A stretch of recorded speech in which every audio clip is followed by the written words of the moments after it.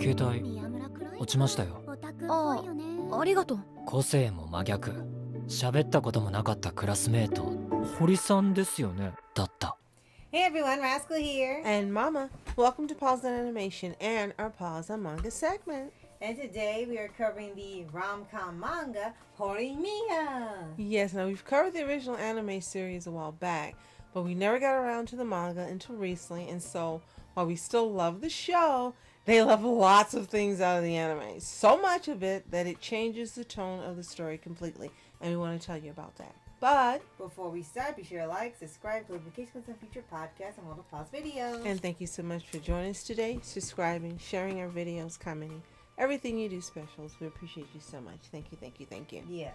We weren't sure if we were going to cover this. We kept questioning it because Horimiya podcasts were for people who already knew and loved the anime. Yes.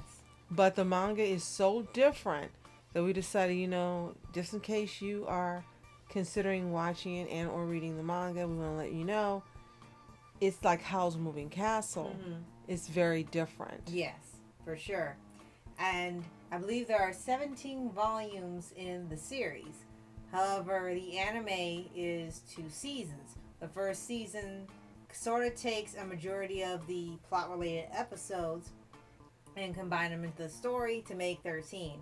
Then they made the missing pieces, which was really just adapting the stuff that they left out of the story that didn't fit into the progressive plot. So they decided to make a separate season on just really the filler episodes. But when we watched it, some of those episodes should have been included in the original series. Yes, because it answers some things you had that were missing in the first one. And when you read the manga, if you watch the show, you'll see what parts were supposed to connect to each other to make a full series. So missing pieces should technically have been part of season 1 to make 26 episodes. Absolutely. So for those of you not familiar with Horimiya, it's a manga series written by Hiro and illustrated by Daisuke Hagawa. And it's an adaptation of the original Hori-san to Miyamura-kun webcomic written and illustrated by Hiro. So as Rascal mentioned, the manga itself has 17 volumes. It ran originally from October of 2011 to March of 2021. Wow, so it only technically finished recently, a few years ago, at the time of recording this. Right. And of course, the 2 main characters are Hori and Miyamura, as before. What's really different about the manga is, yes, you have a lot of the events and things that takes place in the anime, but there's 2 major differences. One, the anime shortens what happens in the manga, and usually it's the other way around, where if you got the manga, like with MHA, it'll expound upon an episode and lengthen it, or make it anime only, so you get to know more of what happened, but wasn't on the page. Horimiya did the opposite. It actually shortened the events. Exactly. And seeing that, it does change a little bit how you see the story, because really, this is 17 volumes. It technically isn't long in comparison. They have some much longer stories in rom-com and other genres. It's relatively short, but the fact the anime cut it down even more, and maybe they believe that this was just the meat of the story, enough to make 13 episodes, and then that was it. They didn't have to really do any more, and it was quick to get out, and not have to worry about a seasonal renewal. Well, when you read the manga, what's different is that, like you said, all the information that you needed is there in front of you. You don't have to guess. You don't have to wait till another episode or wonder because they cut it out. A lot of things about the characters' internal dialogue is also on display, which was a lot like Toradora. We read the light novel, and there was a lot of extra thoughts and scenes and things that were not in the anime or the manga. They're in the original version, so you're kind of seeing more of the full extent of the characters and the thoughts in here. True. The second thing that's really different is the anime was really toned down and cleaned up, I guess, to make it safe to air. In the manga, it gets pretty raunchy. The characters actually engage in intercourse not on the page, but it's made very clear for you that this happens. Yeah, and that's it. Yeah. Hori is much more into her S&M side, with yeah. Miyamura going even further than he does in the anime, because in the anime you see just the one scene from the manga where he was uncomfortable and really didn't want to do it, but he gets bold enough later and he just starts doing crazy stuff in public with people thinking they both lost their minds and that he's mistreating her and mean to her, and it's like, and probably he's crying like, why? and she's happy. She's really, really happy. So this is probably something we would say, if you're under 16, don't read Horimiya. Yeah. Because the anime is much safer for you. One thing I thought was funny that was different in the manga than the anime.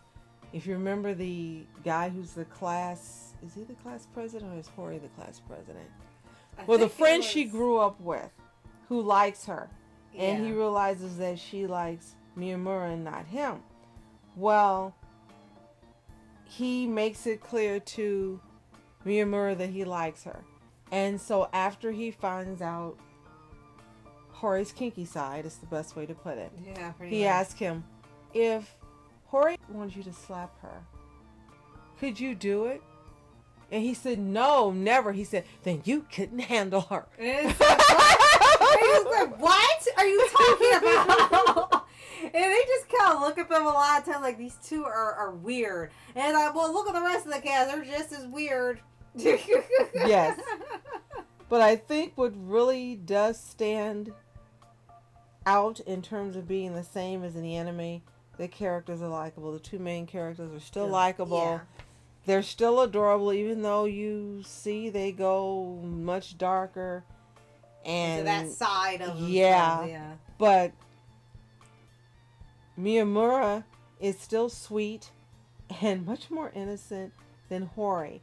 And part of that you can attribute to her crazy parents, because you find out a lot more about them in this manga. Yes. And you'll see one cover comes up where she looks just like her mom. And her dad is a white-haired version in his older age of Miyamura. But when he's younger, he looks like Miyamura. Yeah. So you find out part of the attraction. You're right. And she treats him like she treats her dad. And you know in anime there's always that trope.